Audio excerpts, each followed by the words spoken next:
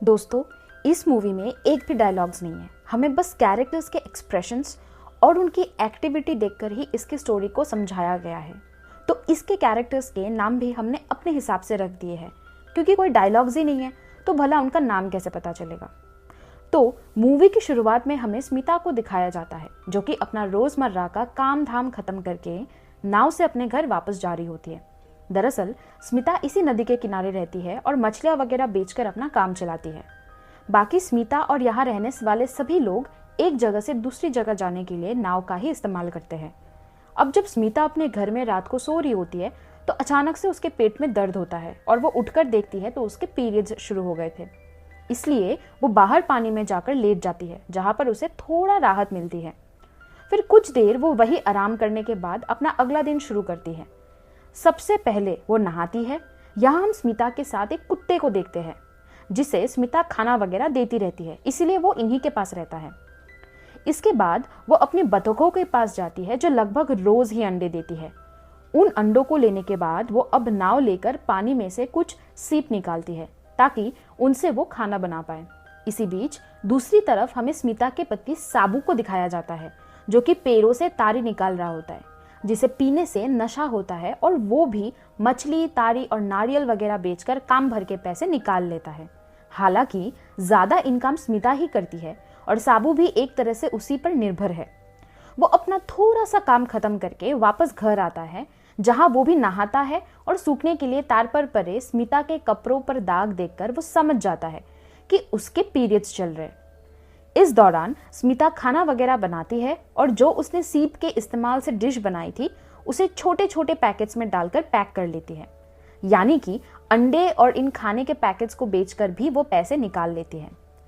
अब इसी बीच साबू स्मिता को देख रहा होता है, और फिर जब स्मिता अपना सारा सामान लेकर निकल रही होती है उस वक्त साबू से रहा नहीं जाता और वो स्मिता के सामान को गिराकर उसे जबरदस्ती पकड़कर अंदर ले जाता है। साबू स्मिता के साथ जबरदस्ती संबंध बनाने की कोशिश करता है, जिस वक्त स्मिता अपना खून से रंगा कपड़ा निकालकर एक तरफ रख देती है, ताकि साबू को समझ में आए कि उसके पीरियड्स चल रहे। लेकिन साबू को तो पहले से ही पता है इस बारे में, इसलिए वो नहीं रुकता और स्मिता के साथ जबरदस्ती वो सब कुछ करता है।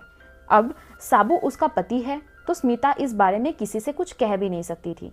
बस रोज इस चीज को झेलते रहने के अलावा उसके पास कोई भी चारा नहीं था। फिलहाल ये सब होने के बाद स्मिता अपना बनाया खाना उन लोगों को देने जाती है, जो लोग यहाँ मछलियां पकड़ना और नारियल वगैरह तोड़ने जैसा काम करते हैं, जिसके बदले जाहिर है स्मिता को पैसे मिलते हैं। स्मिता देखती है कि साबू की वजह से बतख के अंडे टूट गए हैं, इसलिए उन्हें स्मिता नदी में ही डाल देती है। फिर वो यहाँ से एक बूढ़े आदमी के पास जाती है।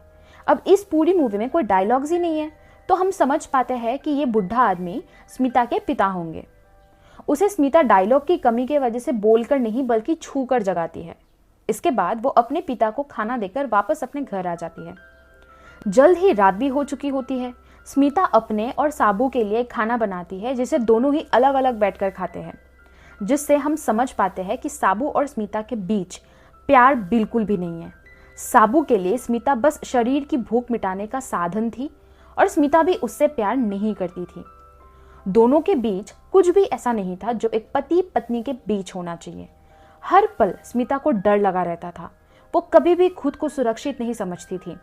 खैर, खाना वगैरह खत्म करने के बाद हम साबू और स्मिता को सोते हुए देखते हैं। जहां साबू ऊपर पलंग पर सो रहा था तो बेचारी स्मिता नीचे जमीन पर। यहाँ स्मिता को सोते हुए देख साबू का फिर से मन करता है, लेकिन स्मिता उसे उठते हुए देखकर बाहर चली जाती है और नदी के पास बैठकर रोते हुए कुछ सोचने लगती है।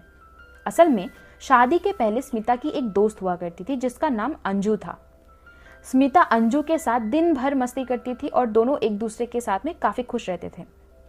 अगले दिन फिर से स्मिता वही रोज वाले रूटीन को दोहराती है, जैसे अंडे इकट्ठा करना, सीप लाना, फिर उससे खाना बनाकर सबको देकर आना और बतख के अंडों को एक दुकान पर जाकर बेचना।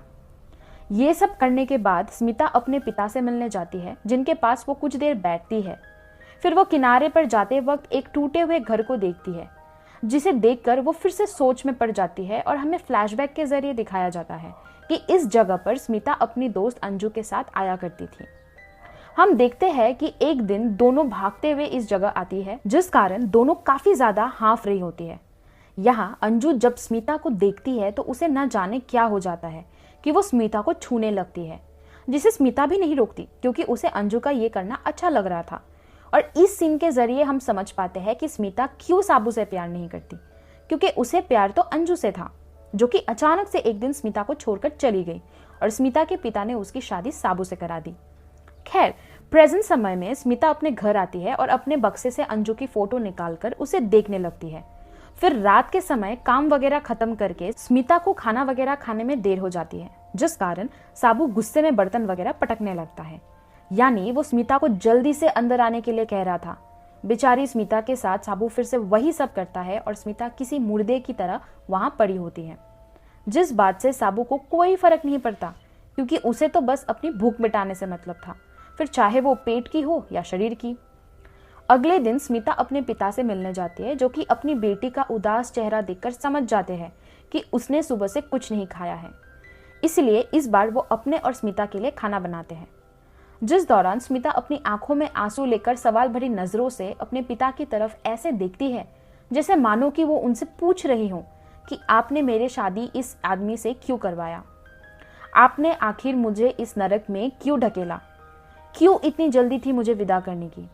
स्मिता को देख उसके पिता उससे आंखें नहीं मिला पाते और अपनी नजरें झुका लेते हैं, जैसे कि मानो उनके पास कोई जवाब ना हो और वो अपने इस किए पर शर्मिंदा हो। फिर घर आते वक्त स्मिता एक बोट पर 2 नन को जाते हुए देखती है और वो फिर से अपने बक्से में से अंजू के कपड़े निकालकर उसे रोते हुए याद करती है।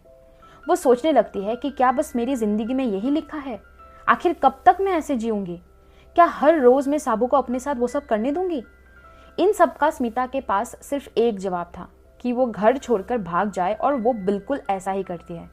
बस में बैठकर वो सीधा अंजू के पास जाती है, जो कि अब एक नन बन चुकी थी, जिसे देखकर हम समझ पाते हैं कि अंजू के अचानक से चले जाने का शायद यही कारण था, क्योंकि वो नन बनकर गॉड की सेवा करना चाहती थी। अंजू को सामने देखकर स्मिता काफी खुश होती है, जो कि उसे गले लगाने के लिए आगे बढ़ती है, तो अंजू उसे वही रोक देती है, क्योंकि अब वो एक नन है और एक नन के लिए इन सब के बारे में सोचना भी पाप है, जिस बात से स्मिता का दिल टूट जाता है। फिलहाल अंजू स्मिता को अपने हाथों से खाना परोस कर देती है, जिसे दोनों सभी नन्स के साथ मिलकर खाते हैं। इधर दोपहर होने के बाद भी स्मिता के ना लौटने से साबू थोड़ा टेंशन में होता है। फिर रात में भी जब स्मिता नहीं आती और साबू को एहसास होता है कि वो भाग गई है, तो वो घर के सामान को तोड़ने लग जाता है। वही इधर रात को स्मिता और अंजू अलग अलग कमरे में सोती है, जिन दोनों को ही नींद नहीं आ रही होती है। जहां अंजू का सोचना था कि आखिर इतने साल बाद स्मिता उसके पास क्यों आई है, तो स्मिता दुखी मन से ये सोच रही होती है कि शायद मेरा आना अंजू को पसंद नहीं आया, शायद इसलिए वो मुझसे गले तक नहीं मिली। उधर साबू काफी ज्यादा परेशान था, क्योंकि वो खाने पीने के लिए स्मिता की कमाई पर निर्भर था, तो उसे कुछ समझ नहीं आ रहा होता कि वो क्या करे। इसीलिए वो स्मिता की पाली हुई बतखों में से 2 को बेच देता है, ताकि कम से कम आज के तो खाने का इंतजाम हो सके। वही दूसरी तरफ स्मिता अंजू के कमरे में जाती है, पर उससे कुछ कहती नहीं है।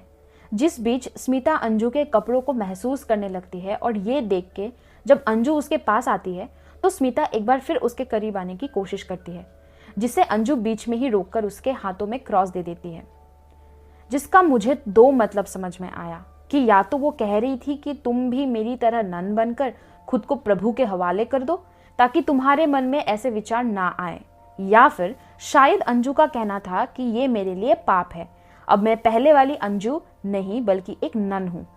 अब उसने जो भी कहा हो, लेकिन स्मिता समझ गई थी। रात के वक्त अचानक से अंजू की वो पल याद आते हैं जो उसने स्मिता के साथ बिताए थे, जिन्हें सोचने के बाद वो बैठ जाती है, जिस दौरान स्मिता भी उसके कमरे के बाहर खड़ी होती है, लेकिन उसकी हिम्मत नहीं होती कि वो दरवाजे को नॉक करे। अब स्मिता को गए 2 दिन हो चुके थे, जिस कारण साबू को खाने के भी लाले पड़ रहे थे। इसीलिए वो अपने कुत्ते को जहर देकर मार डालता है और जल्दी ही उसे स्मिता का पता चल जाता है, जिसे लेने के लिए वो वहां पहुंचता है, जिसके साथ स्मिता को वापस जाना ही होगा, क्योंकि अंजू ने तो उसके प्यार को ठुकरा दिया था।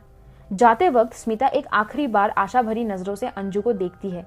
उसे अब भी उम्मीद थी कि अंजू उसे रोक लेगी, लेकिन अंजू उसकी तरफ देखती भी नहीं है और स्मिता को साबू के साथ ना चाहते हुए भी जाना पड़ता है। जिसके जाने के बाद अंजू जीसस को छूकर शायद माफ़ी मांगती है कि जो भी उसने पिछली रात सोचा वो पाप उससे दोबारा ना हो। साबू स्मिता को घर लाकर उसके साथ और भी बुरा व्यवहार करता है।